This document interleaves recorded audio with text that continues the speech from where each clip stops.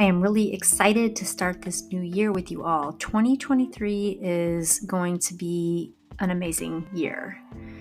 There is so much here with this first episode today. You guys are really in for a treat with my first guest of the year on What's on Your Plates.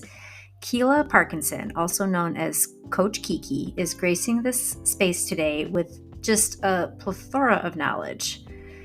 Kealah speaks on breaking cycles of generational communication breakdowns, how it pertains to all relationships, and how we can help next generations learn from the things we had to heal from. There is a lot to cover here. Let's just jump right in.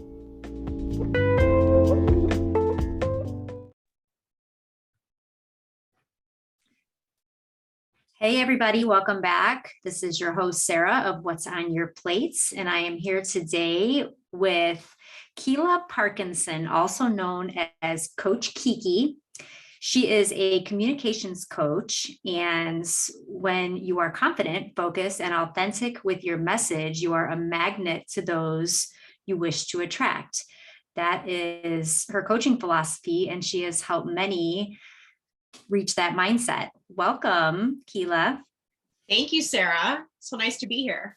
Yeah, I'm so excited to have you here. There's so many things that I really want to talk to you about, and I know it's going to be hard to encompass it all in this chunk of time. So we'll see what we can. But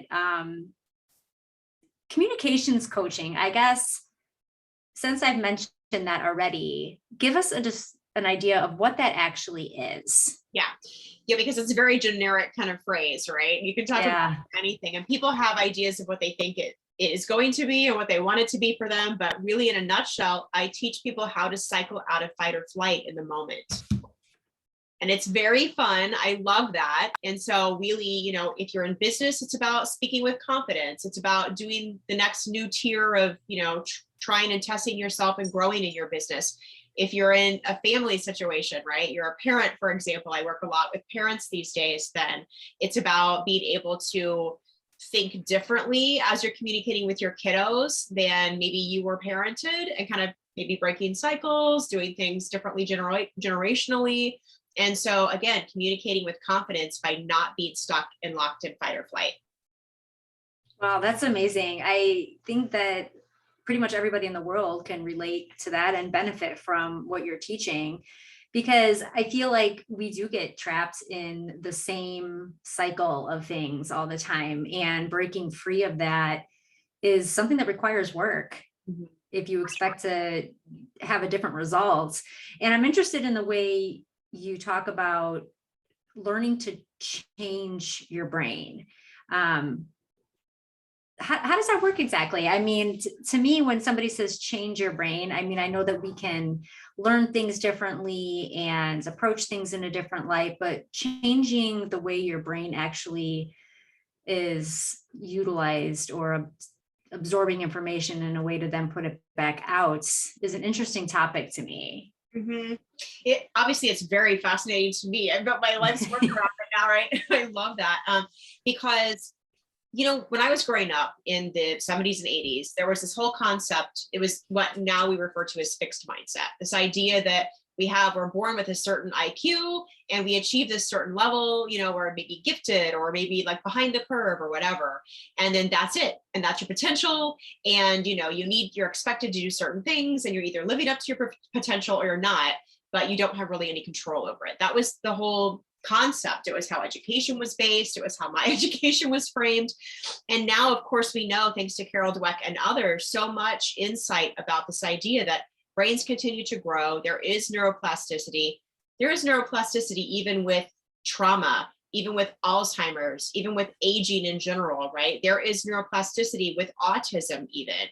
Maybe there are challenges to our brains, such as these things I've mentioned, that maybe limit some of our capacity for growth and change and neuroplasticity, but it's still there even within those models. And that to me is just gangbusters. I love that. It means that we have some control over our growth and our lives, which I love.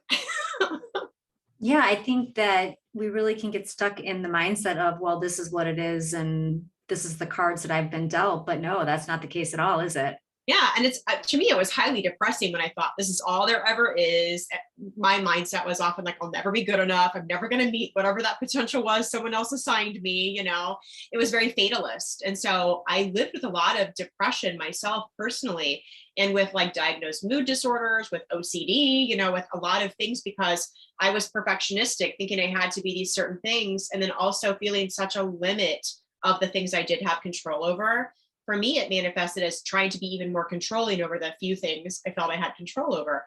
So it's been very cycle breaking for me to realize that what I do have control over, it's not just my brain growth, it's also like my emotions and my response to my emotions. Like, in that, for me, this really is about social emotional learning and emotional processing. I call it SEL for grownups, right? And it's because it's that concept of like, emotions are important. They're information, just like pain is information. Negative emotions are information. If we go back to the concept that we kind of have four basically primary emotions: mad, glad, sad, and scared, only one of those is positive, you know? So we have to have these negative emotions. They give us great data in what's happening in our environment. And that helps us make the shifts we are able to have control over. Like, how are we responding versus reacting to a circumstance? That's just so much information that I'm sitting here like hanging on every word of the wealth of all that. No, don't apologize. It all is welcome and needing to be said. Pull back the layers a little bit for us in regards to how you found yourself on this path and why this is even a thing in your life now. Oh man. Okay. So of course, to tell my own story, I kind of have to go back a few generations. So to just kind of to shorthand that, you know, of course, like all of us, I think in the US, I inherited this sort of generational legacy of a negative relationship with emotions for various reasons. I'll go back to my dad's side, for instance. His mother's father had sort of like, he had a gambling addiction. He lost a bunch of money trying to win back money after the Great Depression, you know, after the crash and the Great Depression. And he, in his not having coping skills to deal with that, he just disappeared and left the family. My grandmother was a toddler at the time, so that's traumatic for her. Her father has disappeared from her life and never to be found again. We actually discovered him and his second family just like within the last 5 years, right? So that's been like a real healing, 4 generations in the family. But so she had that. And then his father, my paternal grandfather, his mother died of cancer when he was a child in the 1940s. And so the two of them, when they met, well, you know, they had this kind of wound to heal together. Like, that's just one of these patterns, right? We all have so many of these patterns in our family lineage. And that was theirs in particular. He had lost his mom. She had lost her dad. No surprise that their relationship was fraught, you know? And so for me, then my father and my mother in the end of the 1960s, when kind of families were blowing up all over the place, they both were teenagers and their parents got divorced. And so they found each other and said, hey, we're never going to fight in front of our kids. You know, we're never going to like have these negative things. We're going to be married forever. And they kept their word on all of that. But they didn't know how to process big emotions because it reminded them of fighting. Big emotions were dangerous. So in my household growing up, we weren't allowed to be too happy. Like we weren't allowed to stomp. If we stomped and walked away, my dad had this thing, which it was like, it's a funny joke, but also it's like, I don't want to replicate this one, right? Like he would say like, oh, you want to stomp? And you would go, yes, I'm mad. I want to stomp. And he would say, okay, you stand in the corner and stomp. And he would time you for 10 minutes. And you felt like a fool after 1 minute, right? And then you had 9 more minutes of stomping and crying. I mean, like, I don't want to stomp anymore. And he'd be like, keep stomping or it's going to be 20, right? And so you had to stomp. So the next time he said, do you want to stomp? You'd be like, no, I don't want to stomp. You know, we would get in trouble for having like bad looks on our faces. Right. And like, I think of this and I think of my parents as being amazing people who did so many things for me. And this was one area for them that they came from really just very chaotic families of parental fighting. And they just didn't want to replicate that. So to them, they wanted everything to be even keel. Too excited, you know, too angry, too anything was dangerous to them. Their bodies went to, that's dangerous. And my need is to control the danger around me. And so for us, it was like, we just couldn't express emotions. And I am an emotional person and I just imploded, really. So in my early 20s, as I was graduating from college, I had a ton of opportunities at my fingertips and I did not know how to make those things happen. And for whatever reason, maybe perhaps some of this, I didn't feel like I could go to my parents and ask them, maybe I didn't have the words to put it into words. How do I make this happen? How do I move to New York City and take this great, journalism opportunity that's fallen into my lap? How do I? And instead, I just sort of thought, I've got to solve everything for myself, because I had become so resourceful at just solve your own problems. And they only got me so far as a kid, right? And so I would think it was all my fault. And again, the fixed mindset. And so I didn't know how to do that. And so again, I imploded. And what I did was I tried to kill myself. And that led me on a big journey of getting all these diagnoses and learning like how to outwardly solve these problems. And it still was, I would say, a spiritual disconnect, right? Like it really wasn't solving the problem. It was giving me some Band-Aids and some tools. And then for years, I just spent a long time trying to figure these things out, going to lots of therapy, practicing tons of things, either taking medication or not taking medication and having a terrible reaction to medication, possibly because it wasn't the right medication, right? And so all of these things in a nutshell then became, for me, one thing I did through that was I also self-medicated, right? When I wasn't taking medications. And so for me then, hitting rock bottom again in my mid 30s and going, okay, now I have a drug addiction, and how do I find these tools?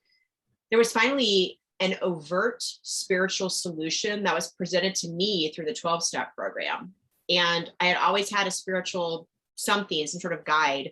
I say that, I didn't have a beef with God. My beef was with the world, right? Like it was the world that I didn't feel like I fit into. I felt like I had this great relationship with what I would call like a higher power. And I use the word God, but whatever. And so, I had a great relationship with this spiritual thing. And I felt like the world was really hard for me. And that was part of my disconnect, was like emotions were this etheric thing also, just like spirituality. And it all was like nebulous and we don't talk about it. And that's not right in society and blah, blah, blah. And I just felt broken. I felt really broken for a long time. So being able to then say, hey, I'm really good at writing and talking to people and having relationships. In 2008, when sort of the bottom was falling out of the economy, I was like, I'm tired of freelancing. I'm tired of, just making money for my communication, what I love to put my heart and soul into. And I had just gotten clean. And I was like, this is a great time for me to take a risk and say, I want to just reinvent. And so I took the risk and I developed the Coach Kiki platform and started communications coaching in this way, where I went to people who were in sales and like really had like a lot riding on like, hey, I need to really sell. And I got all this pressure on how I communicate. And I was like, are you freaked out about that? Let me help you process your emotions. And that was how it started. Oh, that is such a fantastic, beautiful story. Just, and there's so many things there. I have so many questions. Okay. One of them being, or maybe not even so much a question as just the way that, especially the generations that you mentioned, really just avoided and suppressed any kind of feelings and emotions. And that was true for my family too. My grandparents, for sure. My mom, absolutely. And what do you think it is in the more recent history that has allowed us to break away from that? I think more as a society, we're more open to that than ever before. How have things changed to make that possible for people to feel safe enough to do that? I love that question, Sarah, because I've been wondering that too. Like, why is it finally happening? And I look at this sort of a side thought, and I'm going to circle back to answering your question as I'm like thinking out loud about it, right? So bear with me. But like, I had that same kind of moment when the Me Too movement was happening. I still go back to, I had this moment in the car with my husband. We were on some trip and both of our children were sleeping, and we had just gotten some more news about that. And I remember I was holding his hand and crying and saying, why didn't this happen before? That's what was my question at the time. Why didn't this happen before? And I was like, why wasn't it, and I said, what I said at the time was, why wasn't I good enough to have people respond to me back when I was younger and this was happening to me? Why is there a movement now where people are finally listening to women and taking them seriously, right? And so I really feel like all of that is from this certain vein. And some of it, I just think that collectively we've just evolved to the point where we kind of get it. There are so many religions now, we're kind of getting to the point where we're like, oh, this religion is really kind of a cult. And then we're like, wait, are they all kind of a cult? Like this idea of when we try to like regulate spirituality for people, we sort of get into this wonky territory, right? And so we're thinking about these things. We've seen them happen in so many different ways. We've got thousands of years of human data we can look back on, and we can get very meta with it. And we're globalizing in this really amazing way. We have more information than we've ever had. And I think when we have that information, we start to look for patterns. And so one of those things we're getting some great informational data and some patterning and some real knowledge about, and we're actually really starting to track, like, how do these emotions work, and what is the purpose of them, right? It's emotions, how emotions are, what they're born from. Paul Eklund and his daughter have this great atlas of emotions. I believe it's atlasofemotions.org. And you can see this moving map of like emotions and these beautiful colors, and like, where are they born from, and what information do they give us, and how do we read them in other people? And Eklund also has done tons of clinical work on micro expressions and how there are certain emotions we feel, 7 emotions in particular, that we can't hide. We don't have the poker face for. There's some little tell, some tick somewhere, like just a little like sneer of the lip or like a little twitch in your eye. And if you're really paying attention to someone else, you're like, oh, they're feeling this right now. So their words don't match what they're thinking, right? And it's so important. It's fascinating to me. You can take these tests online and like increase your ability to read other people's micro expressions, which I have done as a coach, and then given it to other people so they can read their teams, they can read salespeople, they can be better salespeople.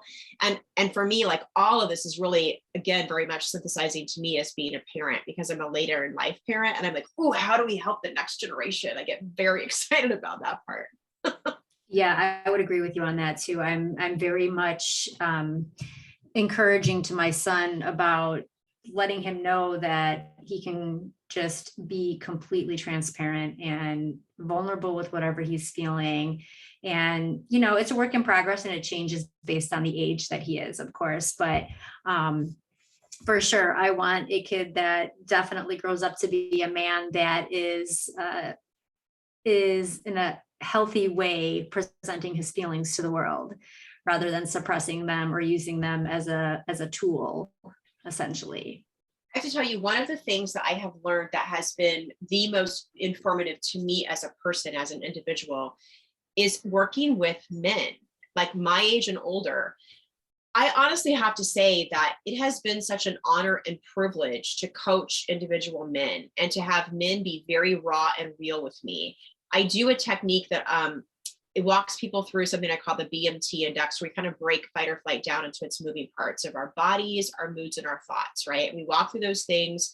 And the first tool I give all of my clients is what I call a key motto, which is like an affirmation statement on steroids. So it's like something that actually will cycle us out of fight or flight in the moment, just a sentence we can say or think that really, you'll see people's body language like shift, and like, oh, okay, the worst is over, right? And so every client I see, we go through those 2 processes right out of the gate. And 100% of the time, the men would tear up at a minimum. Often they would cry, and they would be like, oh my God, I know what's happening. And women will also be like, oh no, I'm crying, and be embarrassed about crying in front of somebody. But the men will just be, oh my God, I can cry. And they honestly would have less of a response of trying to dry up the tears than the women would have, because they had a place where they could safely cry. And it was amazing to me. And they would, even the men who were older than me would treat me like I was very maternal to them. And that was so, I've been so privileged to that, because the men I would work with would definitely start to cry, and they would be like, okay, I'm allowed to tell you everything I feel. And it was so freeing to them. Similarly, one thing I learned was at some point in time with many clients, we would go through the 5 love languages, right? Especially if we were talking about the relationships that they had in their lives, even with their team members, if it was like a small business owner, for instance. And so this concept of like, well, how do you give and receive love, right? And how do you think other people around you do that? And how can you maybe give better, team incentives, for instance, even just that on that level, right? How can you be very connected to that and make it be truly motivational to your team, for instance? And so just first of all, having them identify what is your own love language. And again, 100% of men, no kidding, would say, oh, it's physical touch. And I would be like, maybe, or maybe you've just been starved for physical touch. Because after a while, I was like, it can't be physical touch for every guy. That's just not how the love languages work. And so I would get them to be like, okay, let me think about that then. And it would be very fascinating. Some of them, of course, it is physical touch, but maybe it would be extra things too. Or maybe they'd be like, no, once I feel like I'm getting that need met, like maybe I can be more expressive with my family and like hug my children more, for instance, right? Then I found that my, love language was something different. And so these patterns that were there for these men and seeing how, stifled they were, that made me understand patriarchy from a less reactive and like victim circumstance, right? Like, oh my God, it was terrible for them too, because I hadn't really recognized that until I got to kind of see behind the curtain in this way. Yeah, that makes a lot of sense, because it's one thing, for women to have felt and feel sort of suppressed in their emotion, but it was an entirely different thing for men, and remains that way in our society. It's, for whatever reason, it is just not as accepted for men to openly just express any kind of overabundance of emotion, and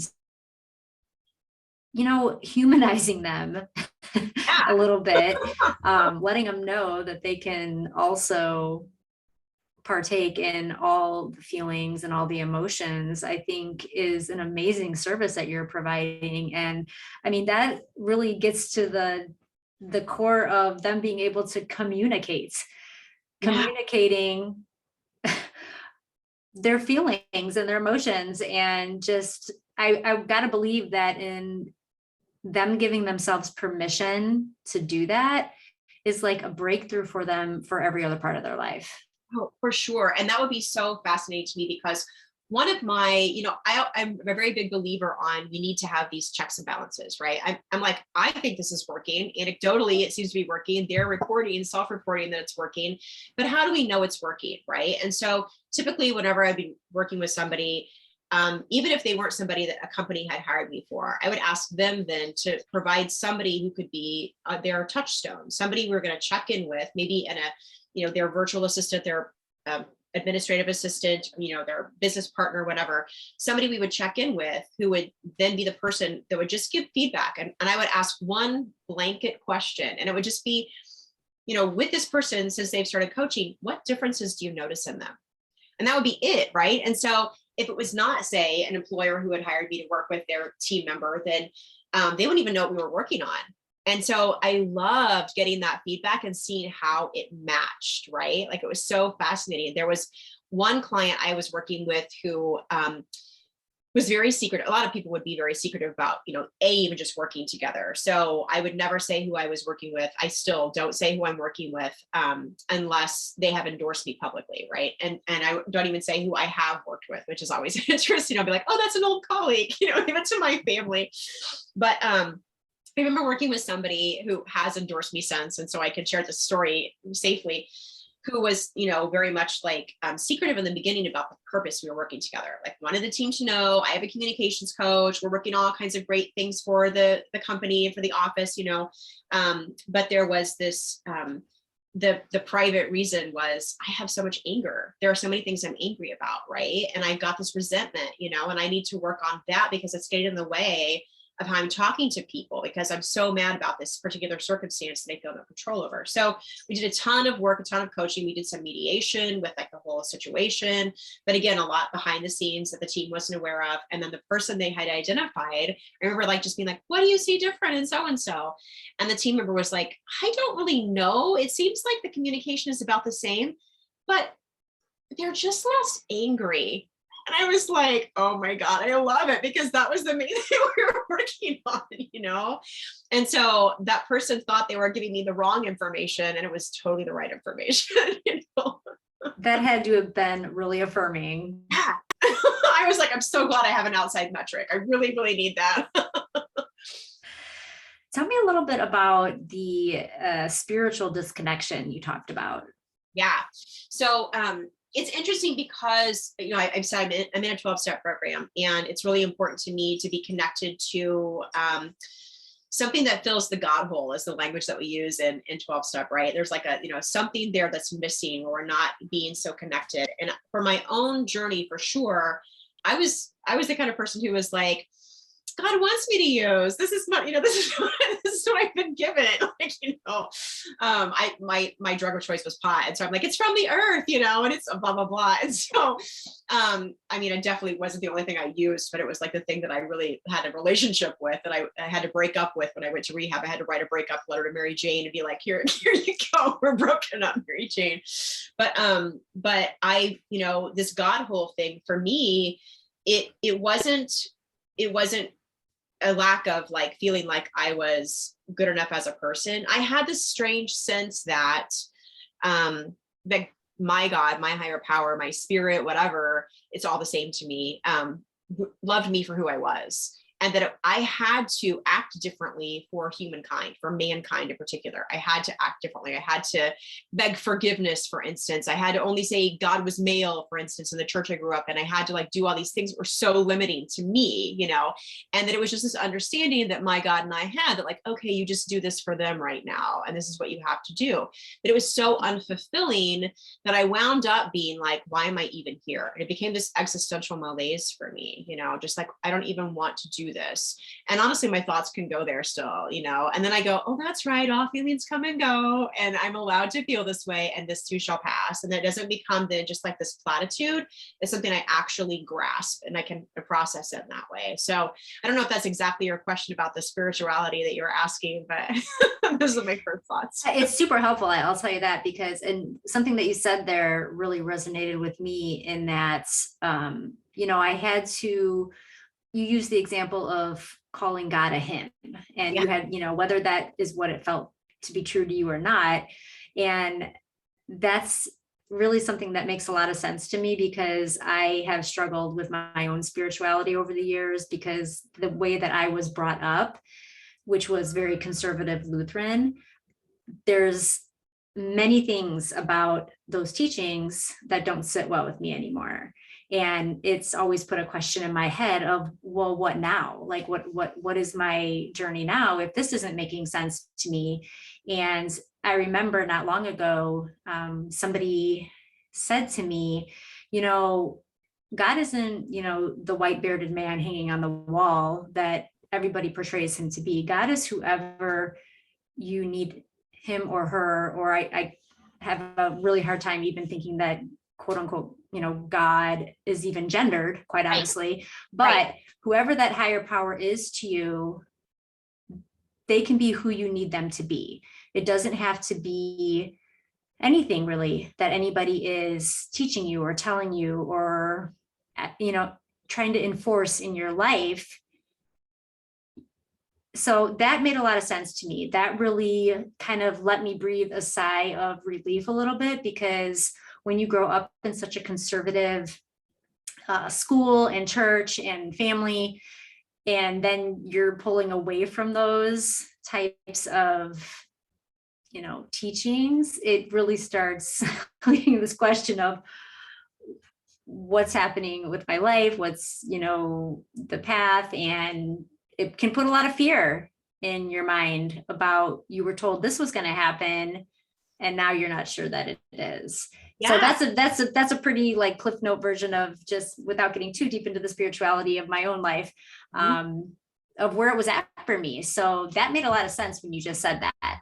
Yeah. I can remember being in, and my church and my family weren't ultra conservative, right? Like my dad, for instance, he's a reverend. He was not a reverend when I was growing up, but he was an elder in our church. And, but I was about 4 or 5 when my parents were like, we'd like to start going to church. They had both been raised in churches, but had, were really, again, their families had broken up, and they really were sort of like, what are we doing? What are we going to do? What's our family model going to be? Right. And my sister was born with a lot of birth defects. And that was it was a very spiritual experience for my parents, just having this baby who was in the NICU for 2 months in an era where NICUs were brand new, really. And all the like microsurgeries that she had, it was just brand new. And that was it was living miracle for sure. Right. And so, and seeing her be on the brink of death, coming back from death, all these things that she did as an infant, and just the will and my parents and the prayers and all of that was so much for them, you know, and I was only 2, but I lived through it with them, you know, and so it was very, very formulating for our family and for that kind of the backbone, the spiritual backbone of our family.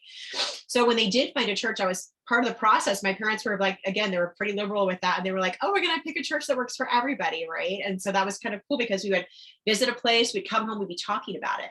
So I had this formative early experience of trying on religions. Like, do I like it? What do I like about it? Do I like about how I felt after the, you know, they would send me, we'd go a couple of times. They would send me to the Sunday school and I would report what the Sunday school was like to them. And then I would also sit with them in the big room, you know, and we would have our conversations about that. And so, and then of course we were trying out the people and all these things. And we lived in Indianapolis at the time that we were trying this. And then we moved to Yorktown, a little town I'm from, which my parents are also from, which is right outside of Muncie, Indiana, also the central part of the state.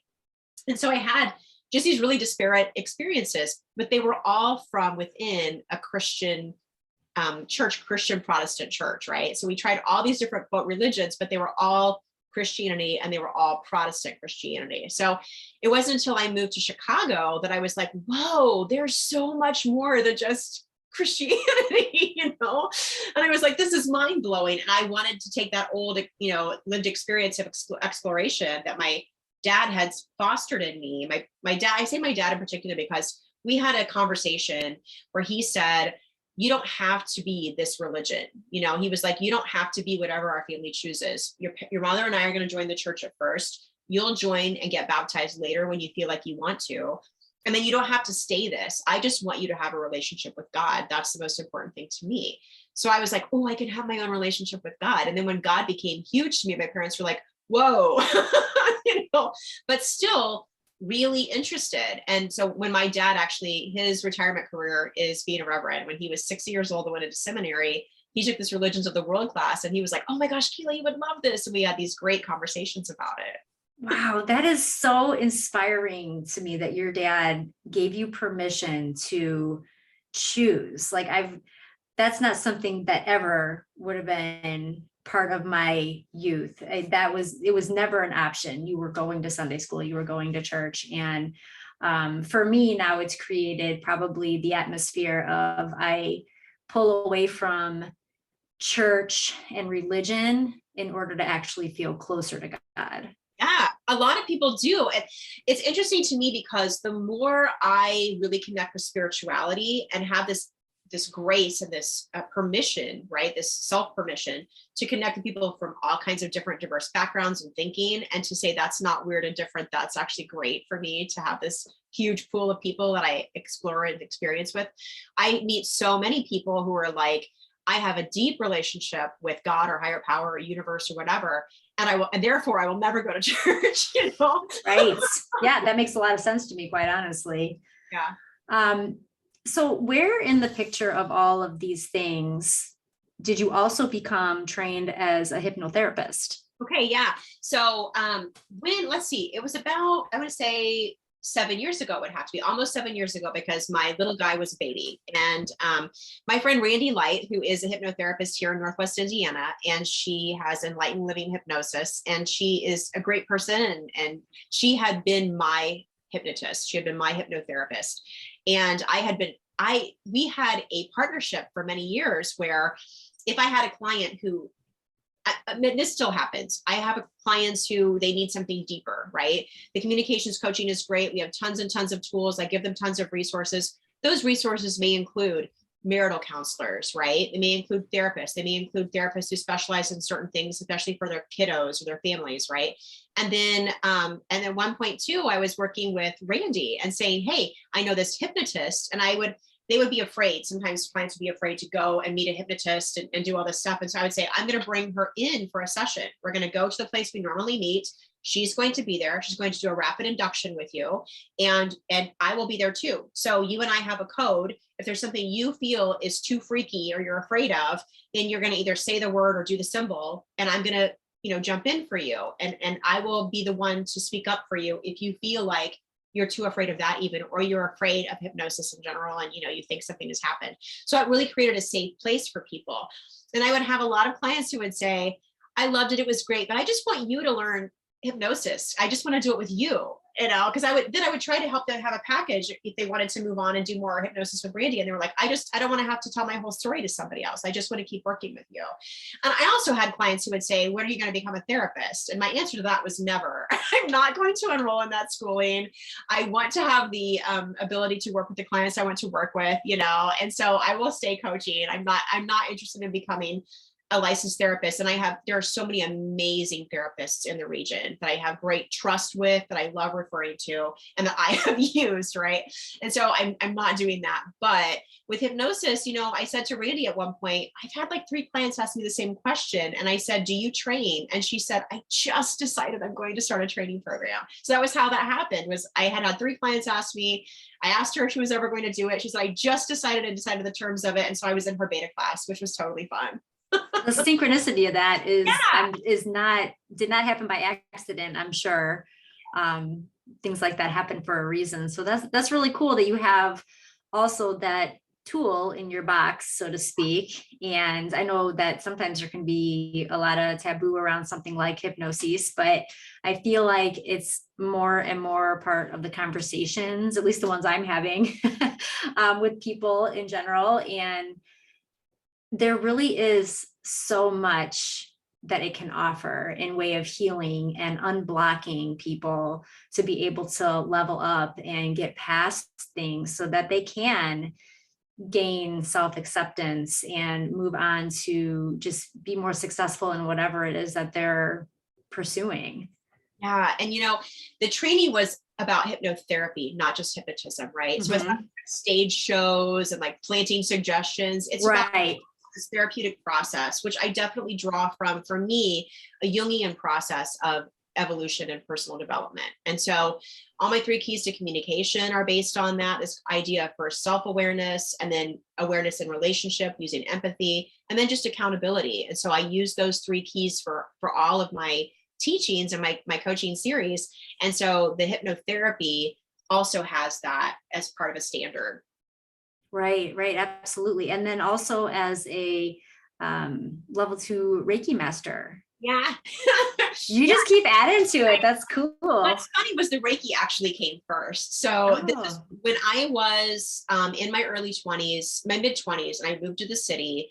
And I was like, okay, I was supposed to be finding a therapist and a psychiatrist to help me with the medications and all of this. And I just was like, I feel very gun shy after this experience of wrong medication and a heavy suicide attempt, that was very serious. And I was very, very lucky and very saved. I was absolutely saved. And so I was just like, I don't really want to get back into that. This is a big city. I'm learning all kinds of new things about it. I'm going to put that one on the shelf for now. I did stay in a phone relationship with a psychiatrist I had back in Muncie and helped me step down off of the medication. And then I was like, I'm going to see what I'm going to do. Well, unfortunately, I started just substituting with pot and just really being like, this is great. And it sometimes was and mostly wasn't, right? And I stayed kind of deluded about that. But so a couple of years into living in the city, being in my mid to late 20s at that point in time, I was working at a corporate office and as a corporate production assistant and kind of the lowest person on the totem pole in the office, but applying and learning tons of things about, at the time, what we called new media, which is like all the digital platforms, right? It was like so nascent, but it was so fun. And so I loved all of that. And they had a really great mental health care insurance program. And when they saw me struggling with certain things, they were like, you can actually see somebody. Check out this great catalog we have of providers. And there were some amazing people in there. And I happened to be kind of uncovering some sort of repressed memory stuff. And that felt super scary to me. And I was like, there is no way I want to work with just anybody. So there was one provider in their catalog. Her name was Rose Maddox. And I believe she's still in practice and she's amazing. And she's in Oak Park now. And at the time she was with a place in Chicago and they were in my catalog. And I had a couple of phone calls with her asking just these questions. I called her back because I was like, I think I want to work with her, but I'm so afraid, right? I asked her the same things over again. And she was like, I'm here when you're ready. And I just was like, okay, that was helpful. And she was a Reiki provider. She did soul retrievals. She did all this crazy stuff that was so new. And she called herself an energy therapist. And I had never heard this term, and it's still rare, but Judith Orloff uses it now. And they're actually hopefully trying to create some schools and medical schools that will start to do this, because insurance providers are, once again, after the roaring 90s and the burst and all of that, they're finally 30 years later bringing back some of these things like acupuncture and hypnosis and some of these things, and saying, yes, we will, in certain circumstances, we will support these and pay for these. And so I got very lucky of just being at the right place at the right time for like a 3-year window where I got to connect with Rose. And I got monthly Reiki from her and therapy sessions for years. And it was so, so healing for me. And at one point in time, she was doing a training and I was really curious about it. And my husband and I, who were engaged at the time, were like, let's do this together. We'll call it our marriage counseling. So we did a Reiki workshop and we got attuned, and it was so fun. We were like, we could just use this with each other. And we both have a very skeptic mind, which I am just hugely like. I still think you should bring your skepticism into it. That helps you stay safe, And once it was over, he was like, it was super fun, but I don't think we need the Reiki channel to do what we were doing. And I was all like, oh, the system is safer and blah, blah, blah. But years and years later, 100% I agree. We don't need the Reiki channel to do what we were doing. And I think that systems are healthy to have in place when I'm working with clients. So at home, my husband and I, we just share energy, because you do that whether you know it or not.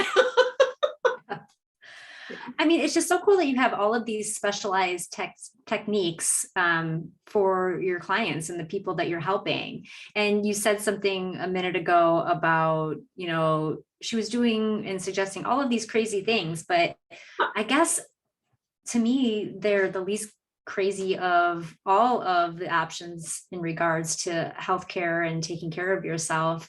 And in many ways, these things are not new necessarily. They're just new to us, to the Western part of the world. But a lot of these things have been in practice and helping people for hundreds of years. Yeah, so true. And I think honestly, that's sort of what we're going through right now. It's sort of like this systemization detox, because in the Western world, going back to Descartes, right? We went to the 1700s in the medical model of this concept of like, we have to study it. We have to compartmentalize. This is helpful for understanding and for data.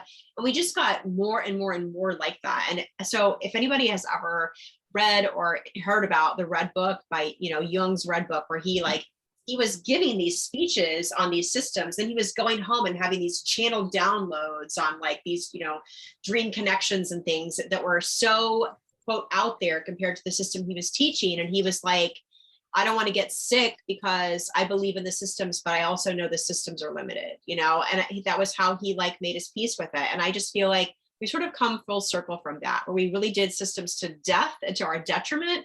And now we're finally coming back from it as a global society.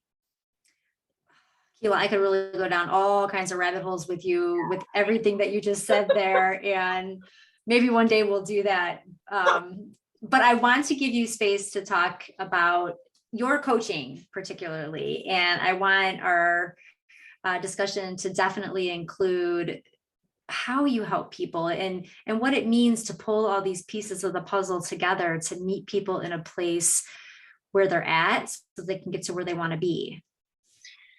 I love being able to be in a place where I can overtly talk about that now, because the truth is I've always been doing it. Like I said, the Reiki was there before I ever started the practice, right? And so I would covertly turn Reiki on sometimes and just be like, I can feel something happening for this person. There's a gut issue or whatever, right?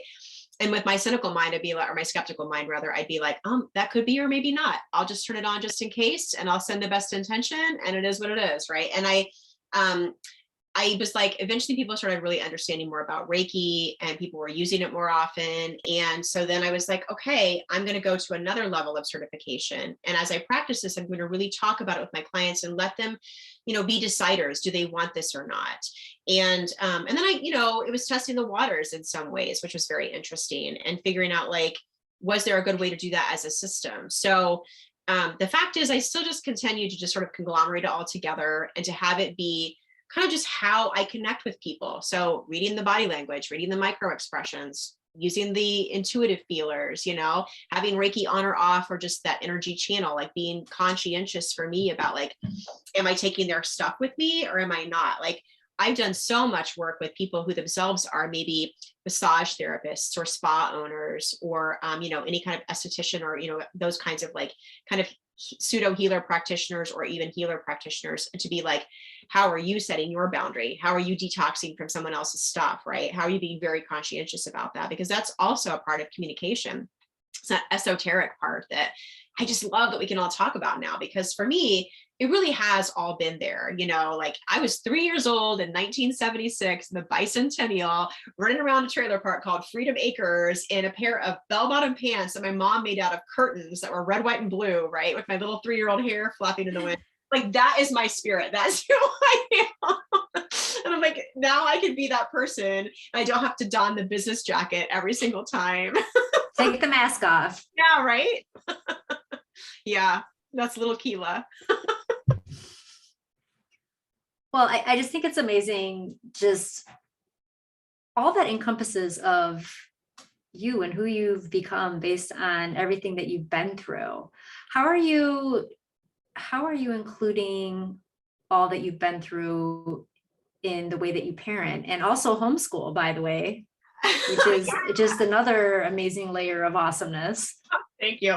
That one just doesn't give me any compensation, but it gives me the biggest long-term payoff, right? Like seeing these children learn and love learning and not have this like negative sense of self based around their learning. I'm just like, oh, I just love that this is an option. What I love too is like when I'm with grownups and they're like, I wish I could go back to school and be taught by somebody like you, right? Yeah, I feel the same way. So the way that it informs my parenting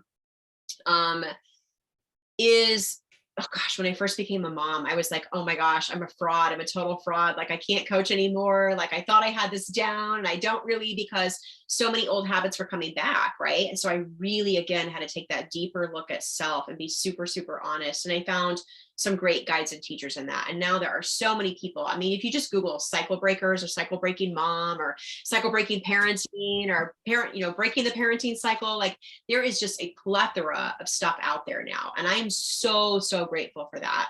So for me, it's just informed that like in every single interaction, which again, this is the 3 keys to communication.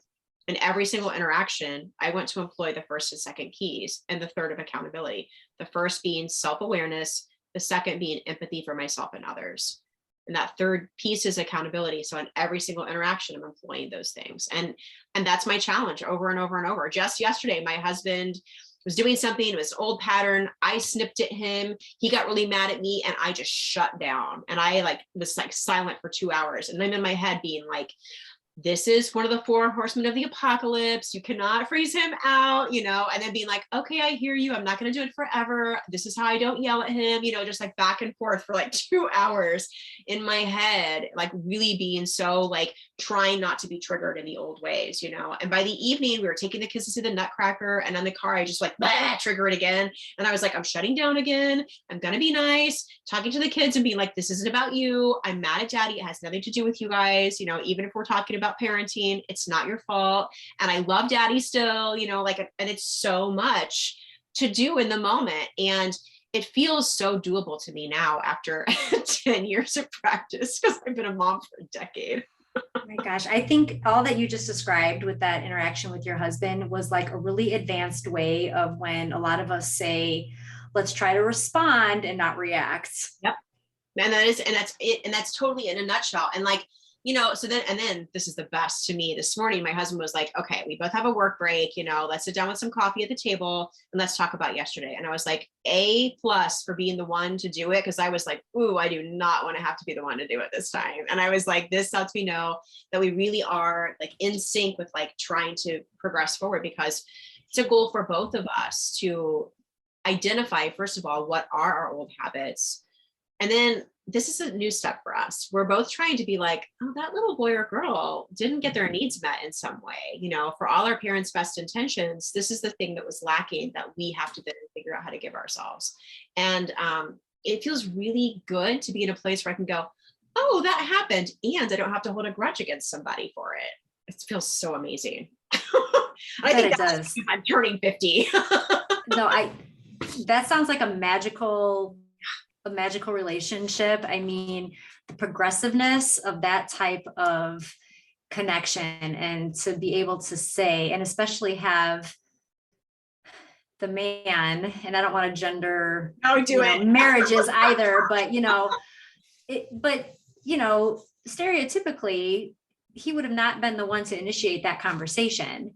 So to have that connection with somebody that you both want to show up and you both want to grow and learn and work through. I mean, you guys have obviously been at this for a while, and your amazing mind and the way that you've changed your brain is obviously a key factor in that. Oh man, and I'm going to take credit for that, honestly, and give him credit too, because not just stereotypically, but historically with that particular man, I don't want to bring it up, right? And again, so it was, to me, it was just like, oh, that's wonderful. I'm so glad. And then also not for me to get stuck on it, because one of my old patterns, I'd be like, oh my gosh, I did this differently. It's all going to be better and different. And like, kind of like diluted, with like, oh my gosh, I never have to have this struggle anymore. And like, we have, it was 10 years of being married without kids. And we did so much work. And then we were like, I think we were ready to be parents, and then we were like, oh no, it's all hard again. And then 10 years then of working as a family unit and putting our kids first and learning how to still put ourselves first for ourselves individually. Right. So if there's so many challenges, and I feel like, I don't know if this is true, but I really do feel like parenting is harder than it's ever been, because it's such a rapidly changing world, and we just don't have the guides and mentors and lived experience of the people around us that we used to call on. We don't have those same communities, And the bonus of this is, because of such a rapidly changing world, we're seeing those challenges and fixing them in real time, which is super cool. Yeah. And, I agree with you on that too. And a previous guest of this podcast, Angie Areola, she is a youth counselor, speaks a lot about the same thing, how it's so much harder to parent. It's so much harder to be a kid right now than ever before. And circling back to with just the work that you said that you and your husband did 10 years prior to having kids, I wish that was just like sort of a mandated thing, to be honest with you. I wish it was something like the importance of really connecting and healing yourself and helping each other heal, and really diving into that interconnection with each other prior to bringing little people into this world should absolutely be a thing that is just pretty much necessary, and everybody has to do it. I wish that was real. Yeah, I know, right? But I mean, again, it's definitely not the cure-all, because we certainly had to redo all the work, but at least we knew how we had done it before, right? And we had this template. But someone asked me recently in a support group that I also moderate, someone said, what's the secret to a long marriage? And I was like, oh, I'm going to steal George Harrison's wife's response to this, which is just don't get divorced. Because we're pretty basic, right? Comes down to, and I said, we've been married 20 years, and we've been on the serious brink of divorce twice. And each time, it just happened to work out that we were like, okay, I think I'm willing to put in all the legwork. I think I understand what it is. And if you're in, I'm in, and like, or I'm not going to hold a grudge against you if we break up. And we both got to that place. It was like, okay, this is doable again.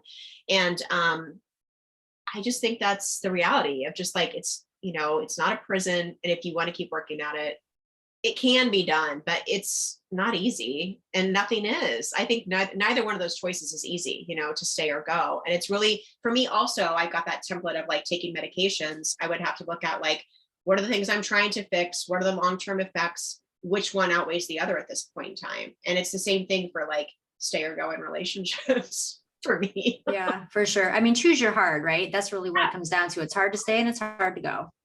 Yep, for sure. Yeah, absolutely.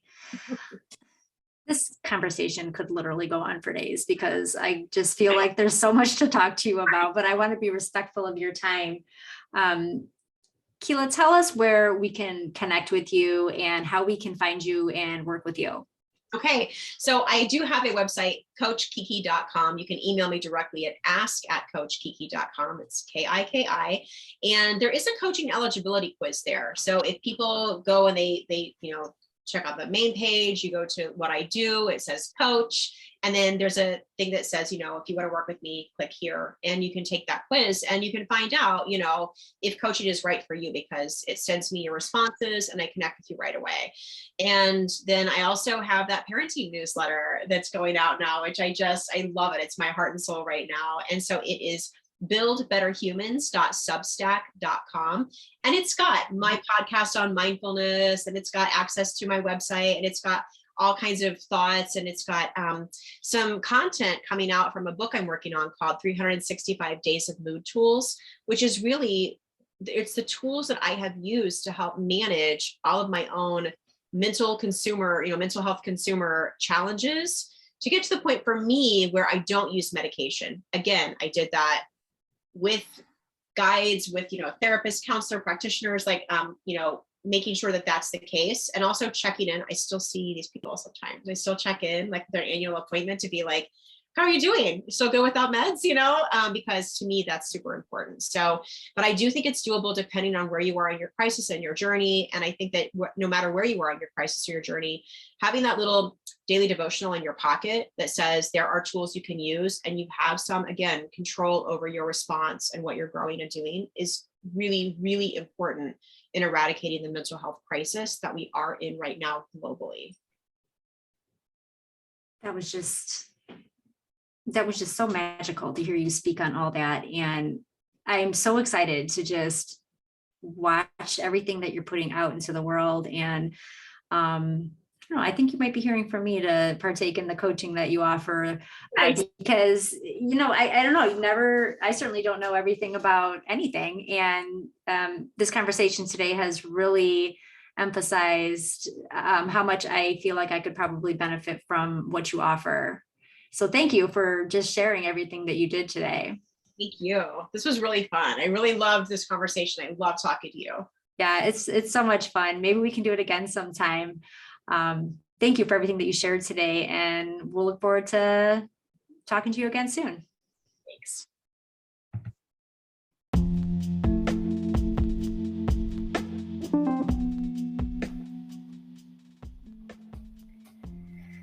Kealah speaks very frankly here about how she arrived to where she is now. But I just want to stop and acknowledge the transparency. Thank you, Kealah, for showing yourself and being real about your journey. I appreciate you so much. The work Kealah does gives me hope for us all to respond rather than react, even in the toughest, most triggering situations. Some of my takeaways today and things I'm thinking deeper on include meeting your own potential, not just what someone else has assigned to you. Inherited generational negative emotions. This really had me thinking a lot about how thoughts and beliefs within my own family caused harmful suppression of emotion to the very serious degree of even manifesting disease. The fact that we can work through it and break free from it is a fantastic realization. Breaking fight-flight into moving parts of our bodies, moods, and thoughts so that we may have tools to control our responses. All the ways to connect with Kealah are in the show notes. Please follow her on social media, check her out on her own podcast, Intune Podcast, her blog, and reach out to work with her so that you may reach your higher potential this year. New this year for 2023, I'm going to be introducing more tangible ways for us to start supporting each other better. If you love this space, I am asking you to consider a small monetary donation to help with cost associated with keeping it going. I'm so thankful to share such awesome conversations with you, and your help is what keeps it afloat. There's links in the show notes for that as well as ways to stay connected with me. Give me your feedback. Tell me what you want to hear in future episodes, and tell me what your own takeaways are. Also, please remember to share this podcast, the episode, and take the time to rate and review it. I appreciate you, and I'm so grateful for you. Thanks for all the love, and I'll see you next time.